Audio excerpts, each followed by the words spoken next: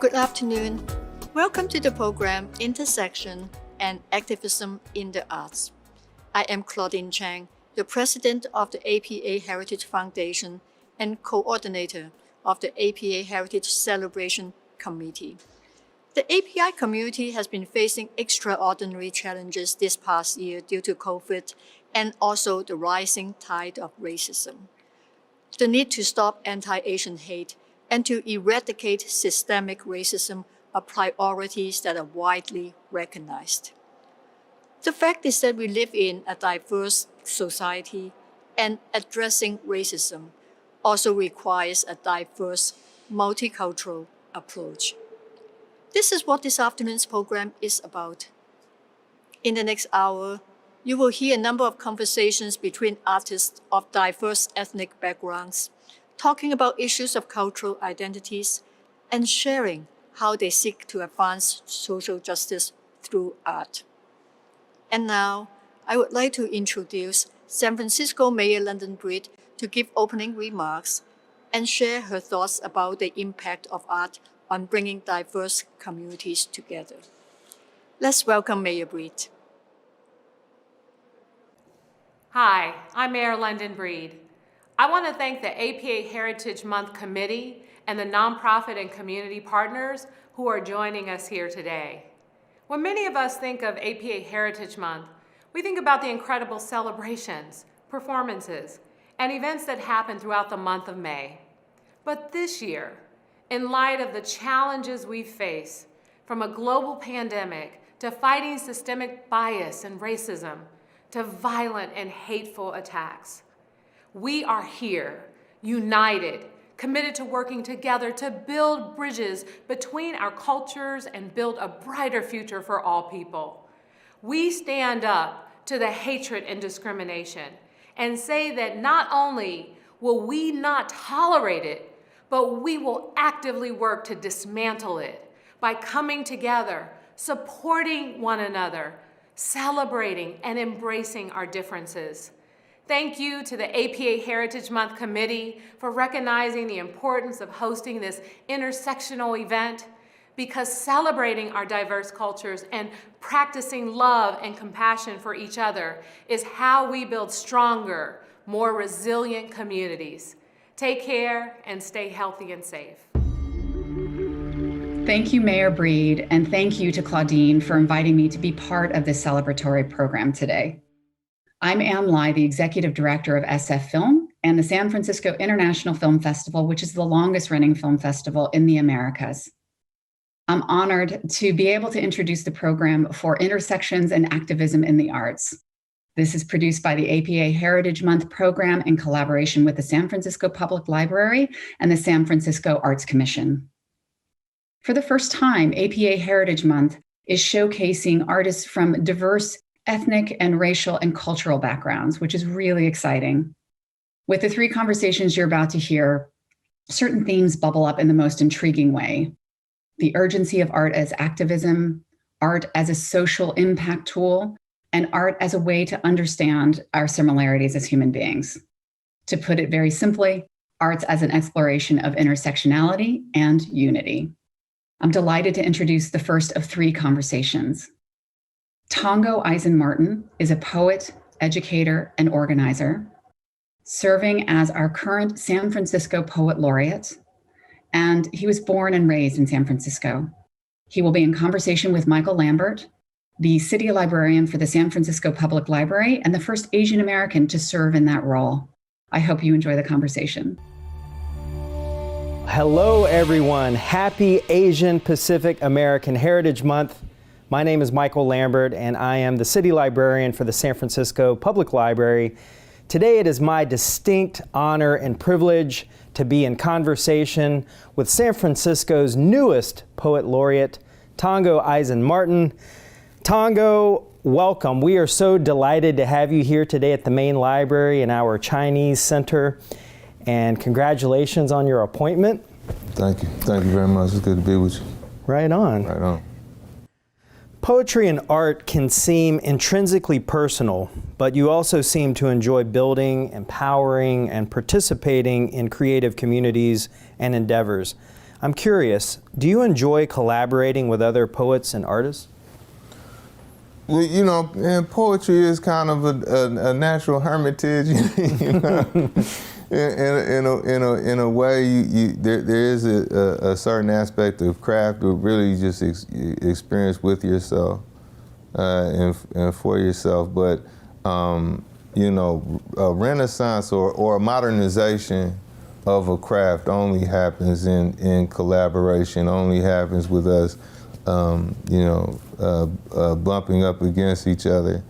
And so, you know, whether it's intentional or you know, or whether we're like, okay, we're going to have this workshop or this writing group in which we want to sit together and do these things and bounce off each other, or if it, you know, no matter how formal or informal it is, I know that just kind of being around other people's crafts has, you know, accelerated my growth. Or even just, you know, it's not even necessarily that steel sharpens steel, but steel reminds you that you are steel, you know.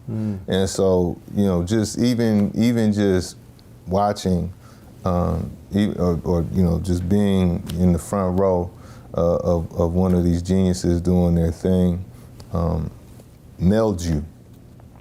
So yeah, I mean, and that's on, you know, that's just the selfishness of craft. On the other end, just helping each other as much as possible, whether it's publishing each other, you know, or you know, putting each other on to whatever we can. This is also crucial to the process or to the historical process of art, of evolution. That's a good segue, because I know this has been a really big year for you, and you had the launch of Black Freighter Press. Can you share with us the impetus for starting your own publishing house and the vision behind that? It really, you know, I have the, you know, we are going to capture the means of cultural production. You know what I mean? Like I have that kind of objective, but it really did start with just, you know, just a way of being of some kind of help. You know, you talk to poets, or poets, you know, would ask me for advice, and as I would listen to them, I would just, you know, I'm just in my head thinking, like, you don't need advice, you need a break, you know, and so to just kind of to give some of these poets a first step in is really is very much at the heart of the operation. It's our own little humble slice, and there isn't much of a physical reality to poetry, but still, for a process of reality to be facilitated by people outside of, you know, institutional kind of permission or prescription, I think is crucial to scaffolding, you know, kind of a people's consciousness that wants more, that wants more control over our reality. So I'd say those are the, you know, kind of the basic food groups of the press. Well, as one of the stewards of this institution now, as the poet laureate, we've got 376,000 square feet here to, you know, serve as a stage for some of these poets. Yeah. So I look forward to packing the Carrette and our Chinese Center, our African American Center, all the spaces in this library. It's going to be very exciting. You have spoken with a high level of excitement about your appointment as San Francisco's 8th Poet Laureate, and how you feel like this opportunity is more proletarian, allowing you to really connect with the people of San Francisco. Can you share a little more about your vision for serving as the Poet Laureate to advance racial equity and social justice? I think that you know, one path really towards a liberatory epoch is the healing of our internal contradictions. You know, the nurturing and growth of our consciousness, and poetry is, you know, a beautiful cultural tool for helping facilitate that that evolution. And so, you know, just a heavy emphasis on education programs, as well as kind of public cultural works, you know, to push poetry to the front of the mass imagination. You know, these are the efforts I'm most looking forward to. It's actually like a beautiful, almost collective improvisation. You know, this position, really like a collective imagining of what can be done. Well, we are so excited to partner with you and throw the full weight of the San Francisco Public Library behind you as your platform. This is my favorite pirate ship so far. That's great. So recently, I also heard you mention that you feel like meditating when you're reciting poetry, and I'm really intrigued by this concept of reading poetry or consuming poetry as being akin to meditation. Your presentation of your work also comes across as musical at times. Can you elaborate about your approach to sharing poetry aloud? The objective is to not protect yourself. So, you know, one of our first, you know, kind of like instincts or skills or just natures is to create a representative to present to the world, right? And so that instinct only amplifies amplified with the terror of public speaking. So, you know, the trick though is to kind of to dissolve persona, or dissolve the persona you want that protects you. So much of the goof is just kind of figuring out what somebody like me would say next. You know what I mean? So it's just really all I'm doing, similar to a meditation, where you just kind of like, the trick is just to know when you're leaving. You know what I mean? It's the same thing. It's the same kind of muscle of awareness, where I feel myself going into this kind of into an ego clinging, or however you want to codify it. Really, in a way, you let the poetry play you. Mm-hmm. And if you're writing really from a political praxis, or writing from a humanistic praxis, your poems are really, you know, not to be grandiose, but your poems are representatives of the world, representatives of all of this reality. So, you know, in at least a kind of in a subtle way, it's the world playing you, right?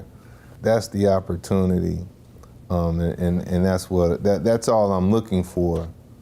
Poem to poem, performance to performance. Well, with what's going on in the world, the tragic waves of violence against the AAPI community locally and nationally, and the George Floyd trial now underway, spotlighting the historical violence against African Americans, can you speak a little bit to the intersectionality of marginalized and oppressed communities, and how the arts can foster community and healing to bring people together? Yeah, I mean, you know, I'm blanking on who said it, but the phrase that they come for you in the morning, they'll come for me tonight, and it doesn't matter what time of day. You know what I mean? Any of our people occupy, and there is a power structure, and people who would populate this power structure, who don't want us to be human beings, don't see us as human beings, or you know, whether we're monsters or inanimate objects, you know, they don't intend any humanity for us. and not just for our survival, but to kind of like to help evolve the human project or the human journey, you know, the kind of a politics of unity and healing is necessary, or we're in deep trouble, you know. Yeah. Truth. Yeah. Thank you. You've written that poetry has the power of naming the world, can illuminate and nurture the internal life of someone who must find a way to foster positive powers lost behind a wall, especially the power to name yourself. How can we do a better job to give power to those without a voice, especially our undocumented and immigrant communities? I was really like, you know, kind of beyond heartbroken with the kids in the cages, with the children of the asylum seekers being torn from their families. Heartbroken and at the same time I felt educated to this, or it was instructive of like what's culturally going on in the United States, the psychic compartmentalization that people seem to be capable of. You know, I remember even before the kids went into the cages, when there were, you know, ICE checkpoints in New York subways, and all of these raids, and actual, you know, like, you know, having to talk to friends of mine, like, well, if they take you, I'll take your kids. You know, like, these are the type of conversations we had to have.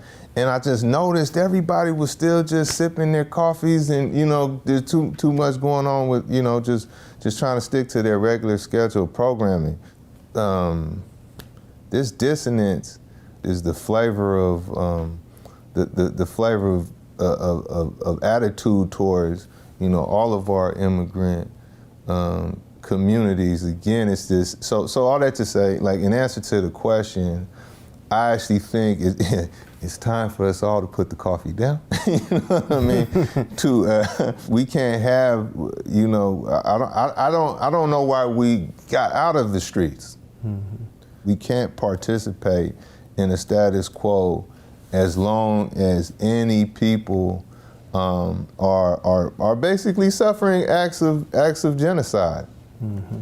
You know, if you look at the UN definition of genocide, you know, the United States, the United States is guilty, my brother, and you know, but you know, I think what we have to be clear on is that it is, you know, no matter what the tide of it is, no matter what the manifestation of it is, you know, no matter what the, you know, the kind of the scales of violence and the locales and areas of violence, it's the same tendency that therefore has the same potential to ramp up at any moment. Yeah, that just really affirms the power of this conversation and the fact that we are in the public library, the most democratic of institutions, and it really brings home this quote from one of the civil rights leaders, Mary McLeod Bethune. Mm-hmm. The progress of the world will require the best that we all have to give. Mm. I know you've worked with incarcerated youth and adults. How has your work with these folks shaped your view of poetry and art? Mm. You know, one of the first things that struck me when I started working with incarcerated youth was how in, say, a cell block of 50 kids, only maybe 1, 2, 3 at most of them actually needed a timeout, you know? Definitely, I mean, it definitely didn't need to be in this kind of, in the hellscape that is jail, you know, but it could use some humane wraparound services, you know, to reset them. The rest of the kids were just We're just part of a liquefied working class. It's interesting to basically see jail world, which is just where this kind of surplus population is flushed to. When people are in prison, we really just they become a symbol. You know, even if they keep their humanity, right, they become abstract, you know, or some kind of unnecessary metaphor, where you know that's not the case. You know, that their humanity, they don't go into suspended animation. Their life is back there. Yeah, we have a jail and reentry services. The acronym is JARS, and we have a couple of librarians that are embedded in the jails, providing library services, providing access to collections, reference, information services. So we'll have to work with you at some point and introduce you to those individuals. I know they'd love to meet you. Absolutely. Well, I know our audience would love to hear your work. Do you have a poem that you would like to share with us today? I got you. All right. Man, an oldie but goodie. From a 2-floor skyline, an abandoned house once talked to me. It said, "Young man, you are heroic and 10 years old. Among 20 generations of friends, your friends will free fall away. They will free fall up. They will free fall the walls with 5th grade speed to industrial paint. Behind secondhand fences, young men use quick knife tones. Be bone and brass. Be last laugh music, you are always leaving. Always want change of clothes from the door, life and escape. A 2-floor skyline says you're the guide that dies in the middle. The friend more blues than skin. The face that cheap hotel schizophrenics can place with their 90-mile-per-hour right eyes among dry heat killers, once children 3 feet high and roaming and repeating and aiming at cotton mirrors that hang on breathing walls. You are 10 years old, tagging along, yawning at well-lit violence. Whistling tool shop songs, you will be useful, you will be high and alone, flying on a nephew dragon from a $20 family in the sky that calls itself just more soil.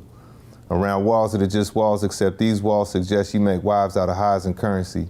Here the air is polite to sleepy glass and bullying walls. Young man, you will come to admit that sometimes suicide is power. Because some people live stronger as ghosts. And sometimes the afterlife empties. Billions of souls into objects like playground bullets and abandoned door frames. Even broken glass will prove it has voice too. There are 24 hours behind your back. Look over your shoulder right now. Can you hear it? The sound of drums punching themselves out.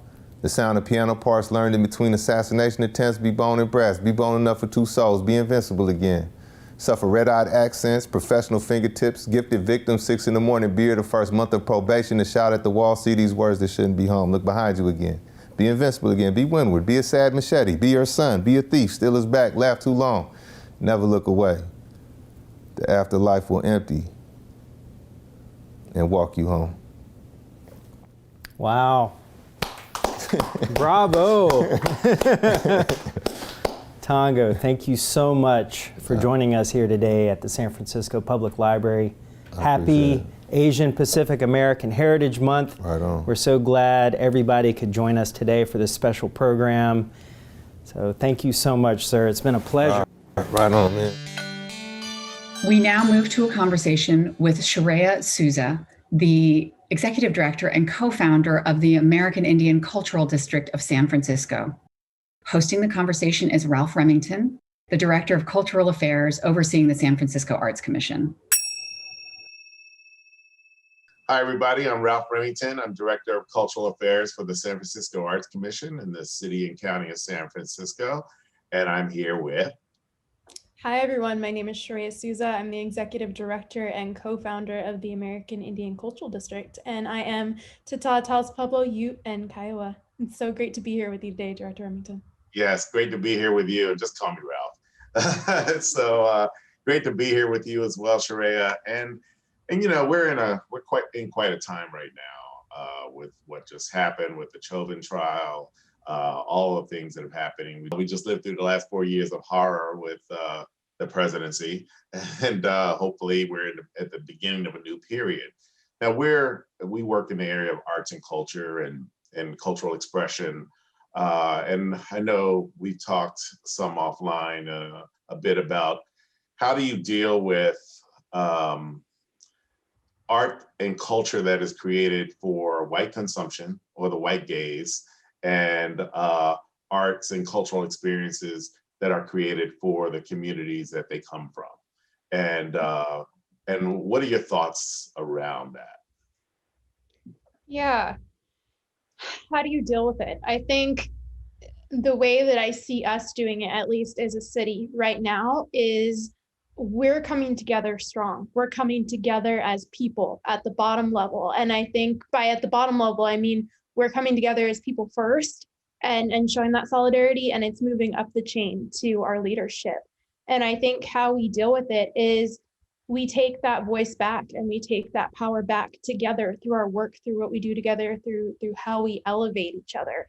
And I think we really start doing that by, looking at our similarities. I think that, what I keep hearing from folks over and over again, and completely valid, especially from our Black relatives, is like, hey, we have this moment, but we're not going to have this moment forever. That we're in right now, but we might not be in tomorrow. And so I think the way that we really solidify that and we take it back is we talk about how can we strengthen each other? How can we build each other up? Because right now, this is an amazing and important time, and Black Lives Matter, and Black lives 100% always should matter. Just like when we stop, we're talking about stopping Asian hate, but the only way I think it's going to be sustainable is when we start looking to our brothers and sisters and saying, okay, how can we build each other up? How can you make sure that this continues to matter? How can we, make sure that we're all sitting at the table? And I think once it becomes a bigger, more collective issue, that we take into our own hands, then I think it starts to sustain itself, where when it goes away at the political and at the, whatever, media level, that we're still as relatives, as brothers and sisters, elevating each other's voices. And so how do you think we can authentically show up for each other in each other's communities? Admittedly, there may be certain ignorance that people have about each other's communities, whether you're Native, whether you're African American, whether you're Asian or Latinx. So how do we show up in an authentic manner, in a respectful manner, and in the best way? What are your thoughts about that?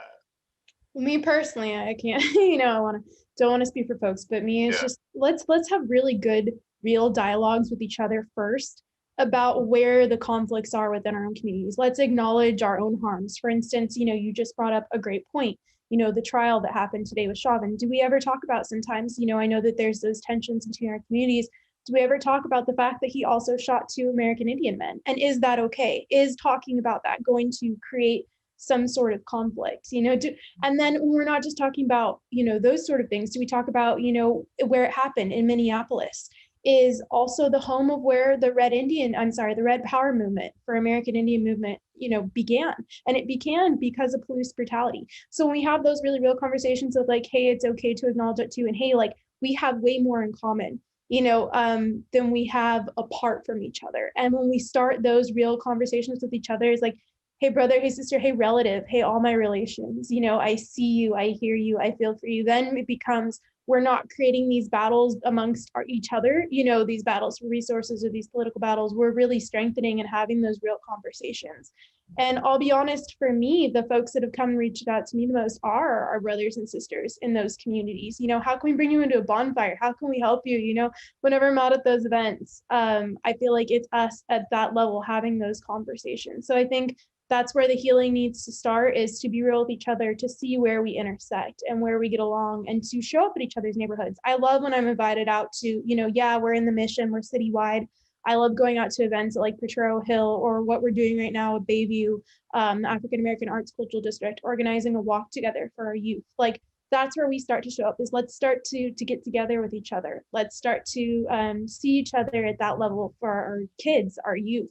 And let's start those healing conversations early and at a community accessible level, not just talking at the HRC or, in the mayor's office or these press releases, but let's get our children together. Let's get our people together and have a barbecue. Let's, I think one of my other relatives, Siobhan Hunter, was talking about, like, let's have a weekly, you're going to do a weekly fire pit out at the beach where we bring our communities together, like things like that, where we're doing it here and we're continuing to create that foundation, even if that foundation seems to fade. Yeah, I've always looked at art. I look at art from my position as director of cultural affairs, and I look back in my life, and I look at art as something that saved my life. That my father was a visual artist, and I grew up in West Philadelphia, and I saw a lot of despair around me, people dying, people getting shot, people getting abused by police. And for me, I never disconnected art from social change. And I think that, for me, is the primary vehicle for societal enhancement. And so art and social change art and social change are not disconnected for me. They are intertwined. They're a thing that works together. And just curious and seeing what you think about that, and how, and what brought you to want to be a culture worker and work with this arts and culture community. Definitely. No, I agree with you 100%. I think arts is activism. I think arts is the activism. It's the lasting message when we can't be there. It's the symbol that you see every day when you're looking at, no matter what community, or, those lasting images that are imprinted in our minds. I think with every movement, right? When I think about different movements, whether you see a fist or whether you see something, there's always some sort of art to go along with it. So I think the intersectionality between the two is just, art is really a way how we express ourselves and how we create that visual representation of each movement that's been so important. And really how I got into cultural work, I think, is for me, is through ceremony. So I sit up at a teepee ceremony, and it's part of my culture. And I think that I thought, how can I give back to my community? I wanted to go do federal Indian law, or do these things with cultural resources protection. And I'm so blessed to be in a role today where what we do with the cultural district incorporates all of it. We incorporate art, we incorporate cultural resources protection. And really the way that we're using art in the cultural district is to create visibility. We're talking about creating, the San Francisco Arts Commission did something. It was an Indigenous project where they took photos called the continuous thread of all of our communities. And so what we're trying to do with that is continue the continuous thread by taking those images of American Indian folks that are here, because that's one of the biggest issues we face as a community, and is visibility. And the way that we are using art is to show people that we're still here and we're still strong. I mean, we are the only community who actually has to say we're still here. One of the only communities, where folks still think you're dead. And so we get to use that art, or a thing of the past. I mean, dead it's true, but we get to use art, to sort of, especially art, in partnership with you all, to continue that narrative of activism, to show up and to show what we look like today. We don't all wear our regalia around, or wear feathers in our hair, or all live in teepees or things like that, So I think art is the way of that activism, is taking back that visibility. Yeah, I just recently read that there are more Native Americans in California than anywhere else in the United States. And I don't think anybody knows that. I didn't know it. And not that I'm an expert on Native American culture, but, I consider myself somewhat knowledgeable, and I didn't know that. And I think our ideas, when I say the mainstream culture of the United States of America, the idea is to always keep Native culture relegated to the 1800s or the 1700s or the 1600s, and that natives are feathers in their hair and ride around in buckskin and living in teepees, while it's nostalgic for some people in some weird way, it has no bearing on the truth. It would be like relegating African Americans in this country to how we were on a plantation. That's ridiculous. So I can't imagine how that feels in everyday life. Yeah, it's definitely hard. I just looked at, so there is an organization called Illuminative, and they did a study and they found that 76% of folks across the United States didn't actually know anything about American Indians or thought we were a thing of the past. Wow. 76%. A lot of people don't even know we didn't even have the right to vote until the 1960s, or that the census just counted us as white or as other, or that still happens today. You know, that's a big push that we've had, is that we're not 0.3% of the population. It's not accurate that we're only the checkbox of American Indians, just like our Black relatives and a lot intermixed. We've been here for a really long time, and our numbers, you know, are closer to 1%, because a lot of us are diverse. We're mixed. We have a lot of different origins. I identify with my indigenous roots, but I also have Spanish roots as well. But the really messed up part about that is if I were to check the box of Spanish and American Indian, I might be categorized, you know, as other. And I think, again, that's where we tie back into art, is we get to have those photographs of folks. I know YBCA I had a conversation with them on something that they just did with an artist, a Crow artist, with a woman in a headdress, talking about those representations. But we get to really use that art to show what do we look like today? What is the diversity within our communities, and what does that look like? But most people don't know that, yes, there are over 150 tribes in California, and there are over 500 nations across the United States. So yeah, I mean, our ideas about race and culture in America are so archaic in the first place, and they're nonsensical. As you said, we're mixed with each other. Certainly a lot of African-American culture has indigenous blood within our culture. That's just was a natural part of our, you know, our living and our being part of American culture, as it were, even when we weren't really considered Americans. You know, it's just been a part of it. And that I often tell, particularly talk about this with my African-American and Latinx brothers and sisters, and say, you know, hey, there's not much difference between Latinx culture and African-American culture. I mean, the bloodlines are very similar. It's just the language of our colonizers that are different.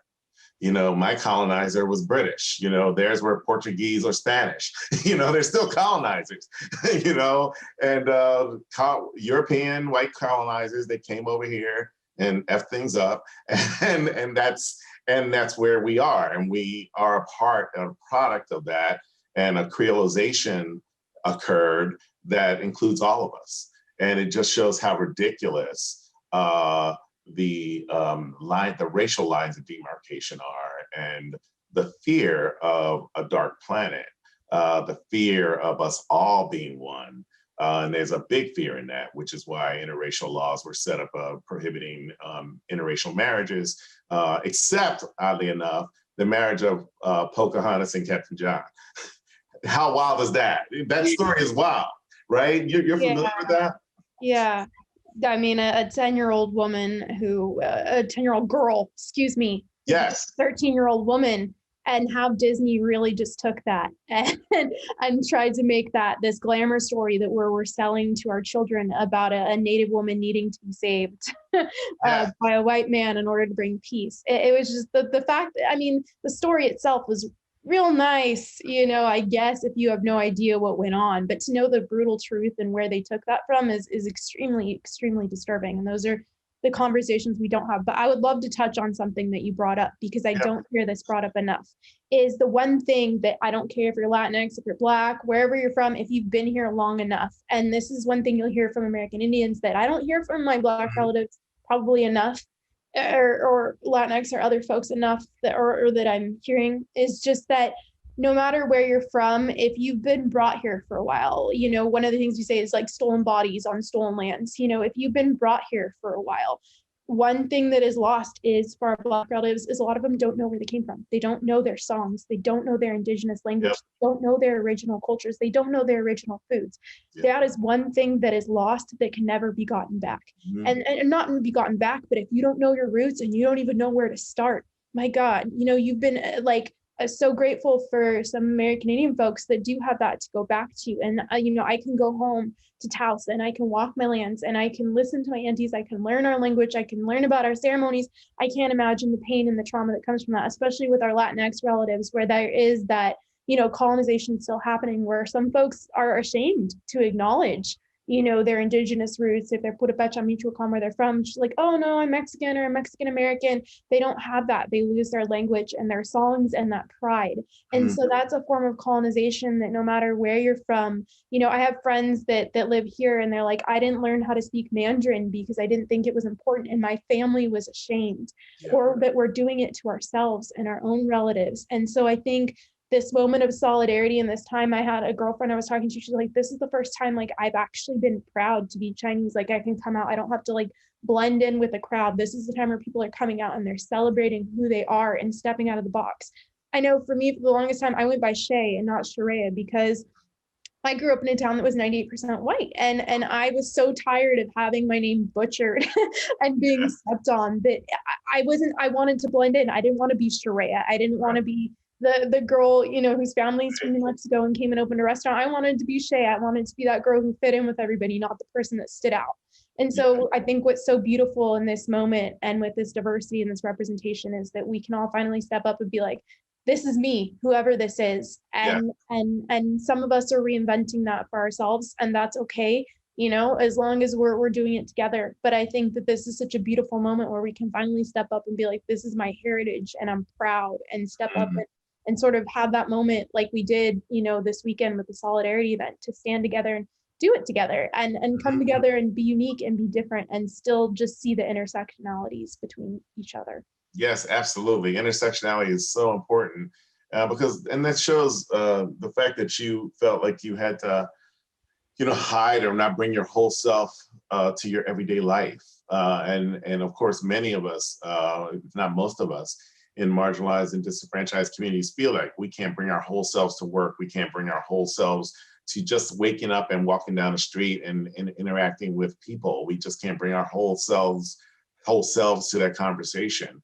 And it just shows the omnipotence of white supremacy, how it works and how it's so toxic. And like you said, the erasure of culture, the erasure of African culture to bring people over here. And that's why we had to create an entirely other culture apart from Africa, apart from our tribal alliances, because we don't know them. And so we created this thing called African American culture, which out of that comes jazz and blues and country and rock and all of those things and all kinds of art forms and all kinds of food. But we had to build that from scratch as being a diasporic culture that was a part of the diaspora, and had to create this thing that didn't even exist before, but for America. And the horror that we faced in coming over here, and it's cellular and it's passed down through generation and generation. It's epigenetic, and that trauma lives with us today, and hence high blood pressure, diabetes, heart attack, stroke. So how do you get it out? You get it out by, one of the ways is creating art, expressing culture, finding community in all those things, and love. So it's speaking of culture, I mean, and I see a lot of people that buy a lot of Native jewelry, Native regalia. How do you wear anything Native, or should you wear anything Native? Or if you do, how do you do that respectfully? How do you navigate that relationship? I think that's a beautiful and strong topic. I approached somebody at one point. She was wearing a flesh-colored dress during Halloween, very tight-fitting, minimal, wearing a very large headdress. And I approached her and I just said, maybe I shouldn't have, right? I approached her and I just said, this is hurtful. This is you're sexualizing Native women in our culture and our ceremonies. And this just, it isn't appropriate. This was a younger, person of color, actually. And we just like, her response to me was F you and F your culture, and threw her water glass in my face. Wow. And you know who got kicked out? Wow. I did, because I approached her. And so those are the instances where it's not okay, right? Buying stuff from folks, or buying things on Amazon or eBay that are native looking to wear in an inappropriate context. No one, it's not okay to paint on blackface. It's not okay to go to, football games and paint on red face and sit there and make these war chants. And so I think in the appropriate use, of native stuff is buy native jewelry from native people where they're selling it.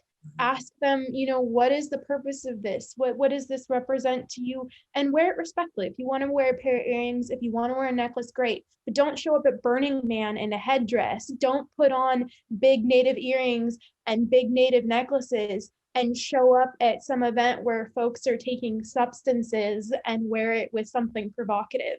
Because when we make our art, our jewelry, our medicine, whatever in native ways, whenever you're beading or whenever you're painting or whatever you're doing, part of you goes into that. So if you're depressed or you're not happy or you're upset, it'll go into your jewelry. I know I beaded one time. I didn't believe it. I was angry, but I was hurting, not angry. And I wanted to get something out for a relative. And one of the beads on there, lo and behold, was broken. And it was like, because you were creating that during that time. So for me, if I'm going out or I'm going to an event where there's going to be alcohol or something like that, I typically don't wear my jewelry because to me it's sacred and it's ceremony. So I ask for folks, if you're going to wear something that's native, buy it from a native person. Ask them why you're wearing it and wear it appropriately. Wear it with pride. Don't sit there and, like I said, wear it out to bars or wear it to festivals, or don't try and wear it in a sense where you're painting on your face a certain way and wearing a headdress or something like that. That's when it's completely inappropriate. And when you're wearing it, understand what you're wearing. I mean, wearing these today, I did that on purpose. These are these represent missing, murdered, and Indigenous women. And in 2016, for over the 7,000 cases of missing, murdered, and Indigenous women, only 116 of those cases were actually logged in the Department of Justice. Wow. So art is activism. Art is visibility. It is. It is. It is indeed. That's such a great point. Thank you. And I find myself going through the same kinds of anger and processing it when I see people having 70s parties and then dressing up in afros and blackface and dashikis and Black Panther regalia, and it's like, do you know what that means? Or putting on fake dreadlocks. It's like, do you know what those locks mean? Do you know? Is it just chic for you? Is it just fashion, or does it mean something? And in any case, you shouldn't be wearing any locks. You shouldn't be wearing any dark face or black face or brown face or yellow face. You shouldn't be wearing any of that stuff, if you are not coming from those cultures. And so, it's a lot. It's a lot, Sharaya, I tell you. Oh my God. Well, is there anything you'd like to leave us with as we wrap up our conversation? Just remember each other, reach out to each other, love each other. This isn't a time where it's one over the other. This is a time where we, as people of color, need to reach out and say, I see you, I hear you, I love you, keep it simple. And we're going to continue to work together. We're going to continue to elevate you. And then what can I do to elevate you?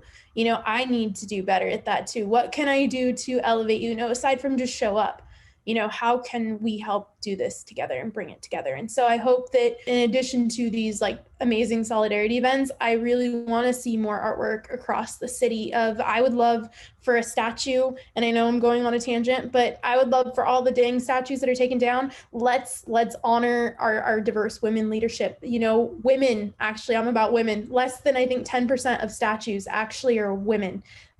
Black women started, the BLM movement. Native women have done amazing things and started amazing things. Our Asian communities, let's start honoring our women, and let's have these statues where we have statues honoring, maybe we put a bunch of women's faces, I don't know, but elevate each other, bring each other up, see each other's voices, and keep it genuine so that we can keep this movement going, even when, the support might fade in the media or in policy.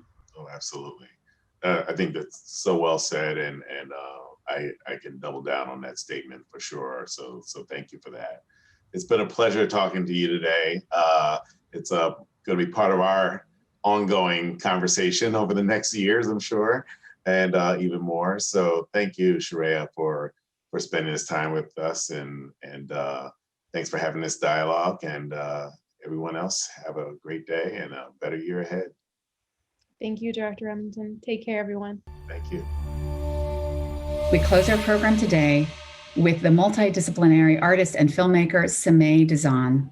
Hosting the conversation is Masashi Niwano, the Festival and Exhibitions Director for CAAM, the Center for Asian American Media, which puts on the nation's largest festival celebrating Asian American stories.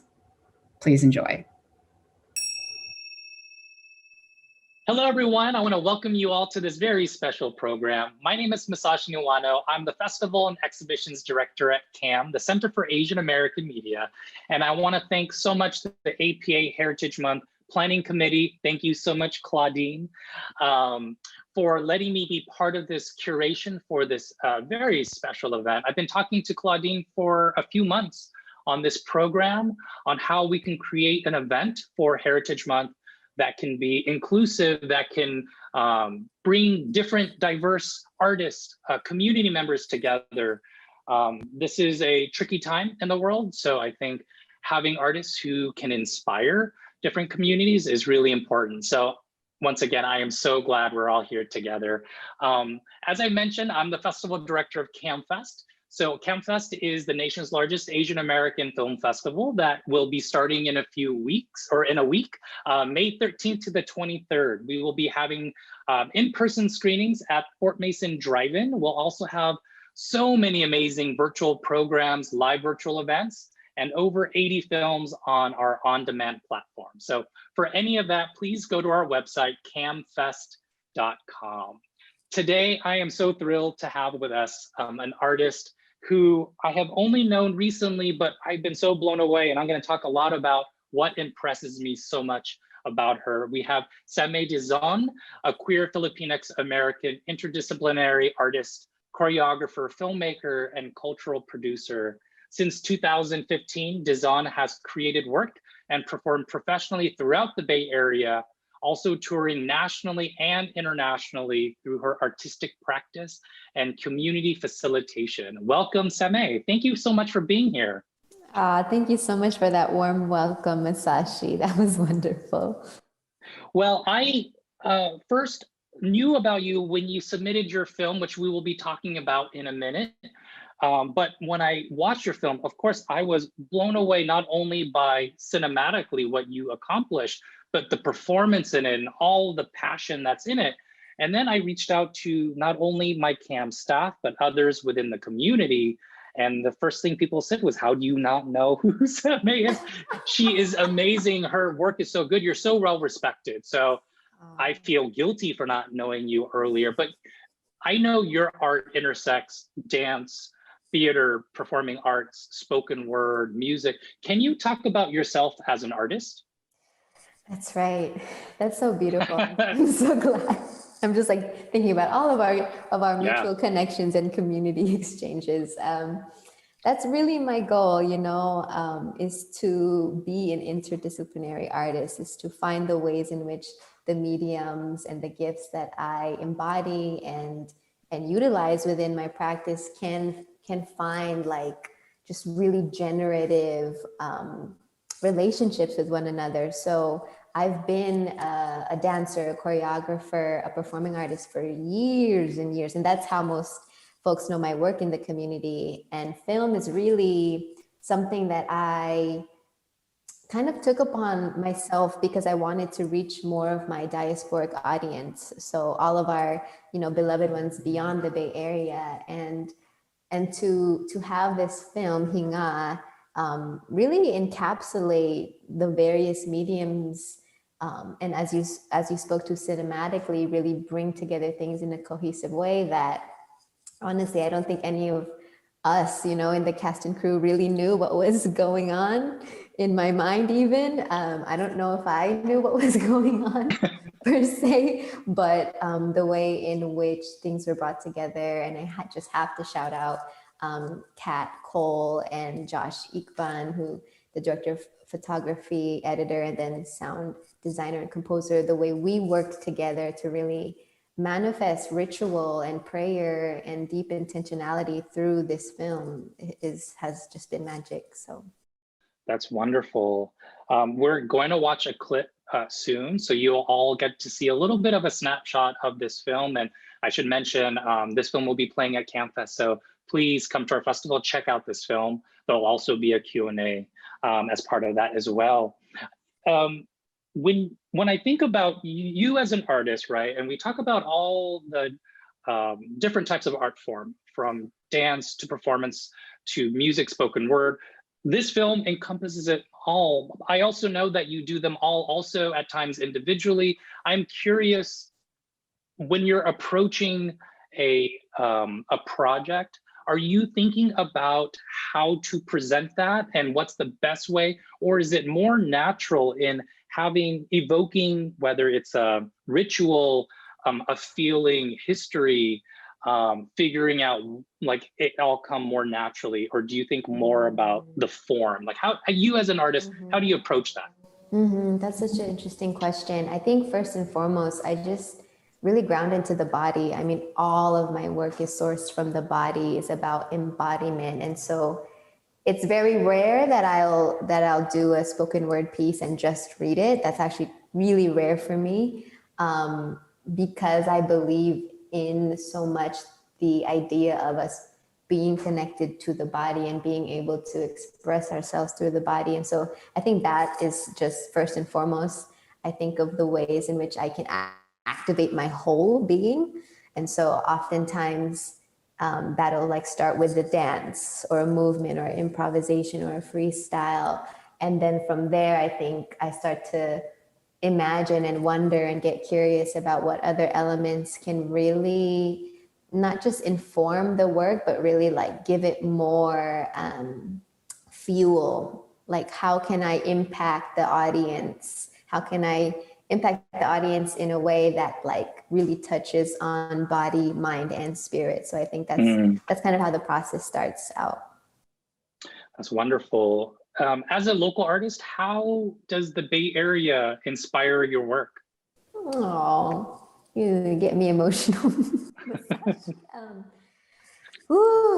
Honestly, the Bay Area is everything to me. I'm actually not originally from the Bay Area. I grew up in Carson in the South Bay of LA County. And I really chose to be an artist here. I went to Cal. I actually thought I would move down to LA and kind of like pursue industry work. But I knew that if I was going to pursue art that was really rooted in activism and social justice, in that level of legacy, that I had to be in the Bay. And so I'm just really always every day giving thanks to be a part of Soma Pilipinas Cultural Heritage District, the PhilAm, Filipinx community in the Bay Area, and all of our BIPOC relatives, because yeah, I mean, the legacy in the Bay is just really out of this world. You know, I've traveled, I've been here, there, not everywhere, but here, there. And there's no place like the Bay. There's no community like the Bay. And that's just what that is. That's wonderful. Yeah, I want to echo that, you know, myself, being from the Bay Area, seeing how vibrant not only the Asian American community, but the BIPOC community. You know, something that really recently has really inspired me is Soma Pilipinas and all of the vibrant, not only the arts, the restaurants, there's so much happening there. There's so much culture, entrepreneurship. I don't know, I'm just so, when I put the festival together, it's very easy in some ways because I'm so inspired by the artists who live here, by the communities that are so excited to come together to celebrate culture, history, ritual together. We have talked about Hinga before, so I want to have everyone watch a clip so they can see a little bit more about your artistry. So let's play the clip now.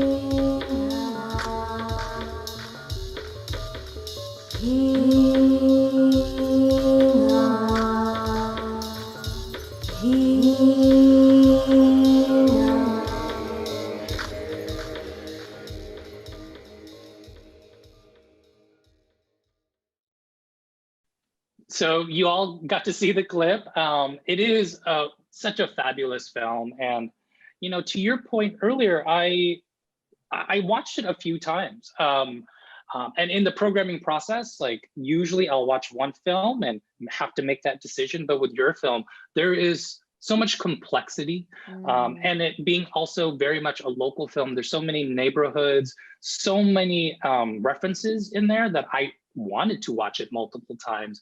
You mentioned working with great collaborators to make this film come to life. Can you talk about your team and how you made this film happen? Oh, certainly. Thank you for that question.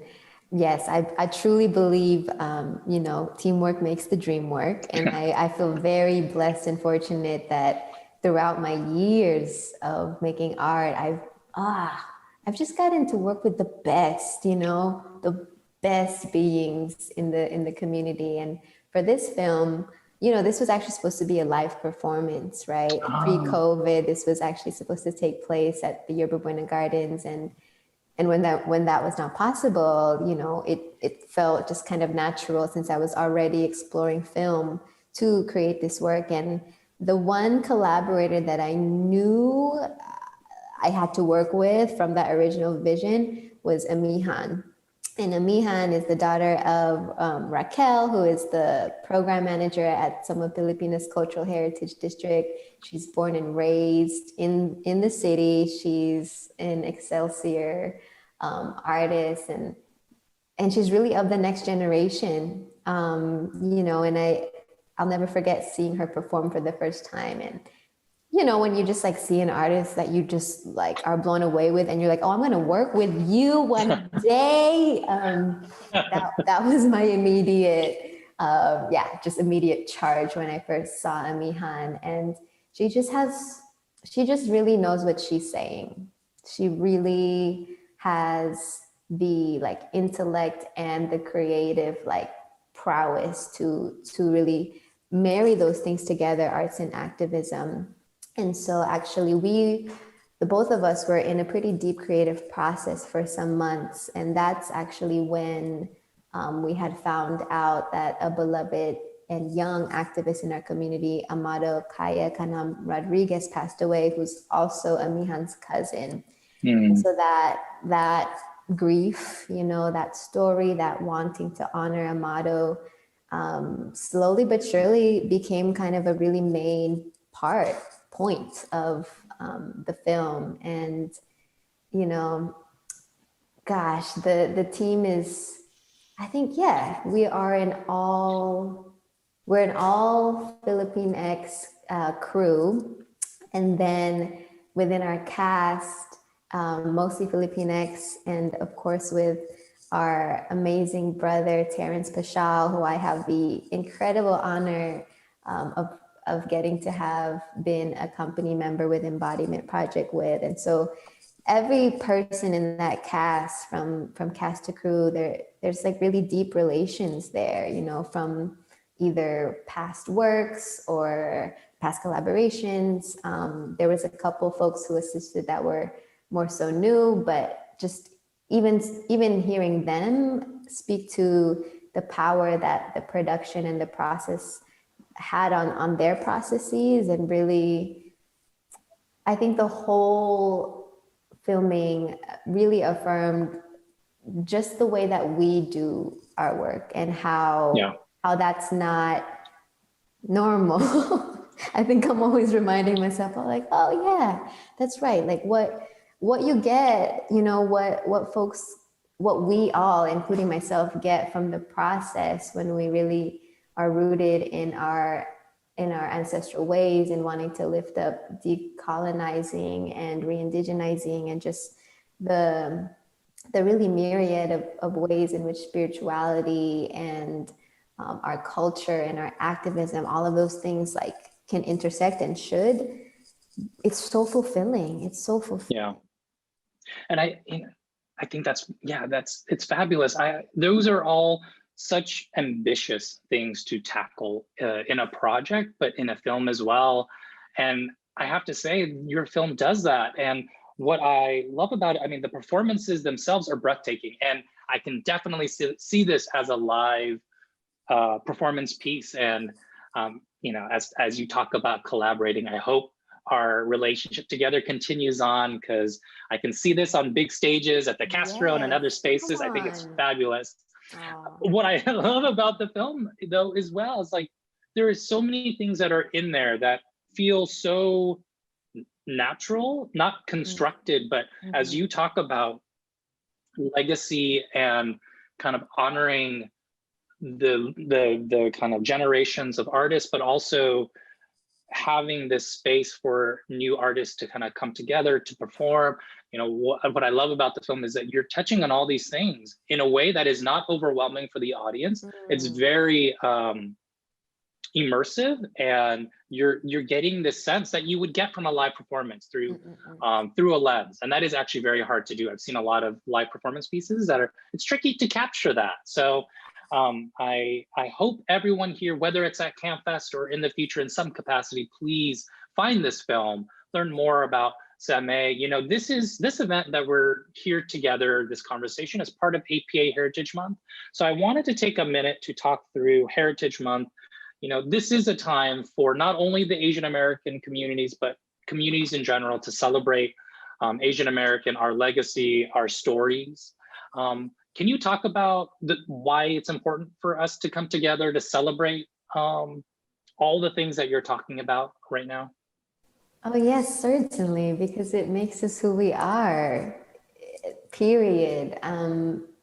You know, I think doing community work, doing cultural work, we're often just siloed, and that's maybe not always intentional, but I think just the way institutions are set up and, you know, even capitalism, how that's imbued, we don't always get the opportunity to see one another. And I think my goal, like with Hinga, to really bridge these threads of activism, spirituality, cultural heritage, pre-colonial traditions, like all of those things, I think are really the pathways. You know, we're in a time where there's heightened violence against the Asian community. You know, Black Lives Matter. We still always every day, like just the amount of grief that we've experienced in this past year has, I think, for me as an artist and cultural worker, made everything that I do that much more important, that much more poignant, that much more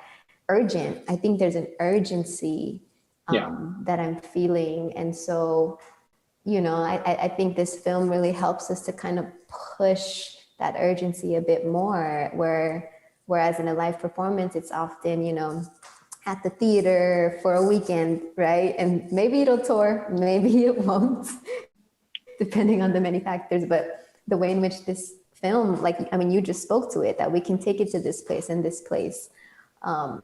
I'm really hoping that it inspires us all to look at our stories more deeply, to look at our own lineages more deeply, and not just within the Asian American community, but how all of that is reflected out and connected with the many relatives here on Earth. Right.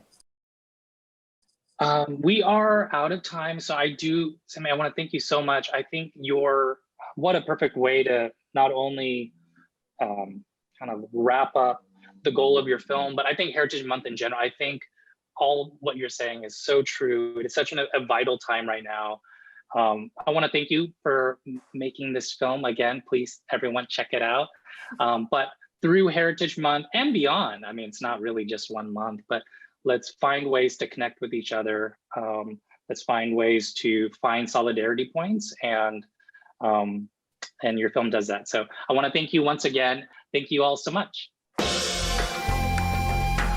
And that is it. Thank you for being part of our program today. I'm incredibly inspired by the 3 activists spotlighted for their unique perspectives, as well as their desire to recognize and celebrate other diverse artists, arts, and culture. Core to all of the conversations is the intrinsic belief that we have not only the fortitude, but the pathways to connect with each other, to find our commonalities, and to fight for justice and visibility for ourselves and each other. We heard about the importance of being seen and seeing each other. I want to thank all of our guests and our hosts today for sharing their art and their time and giving voice to ideas that fill us with hope and reignite our passion to create the change in society that we wish to see. On behalf of APA Heritage Month, thank you for being part of the conversation today, and I wish you all well.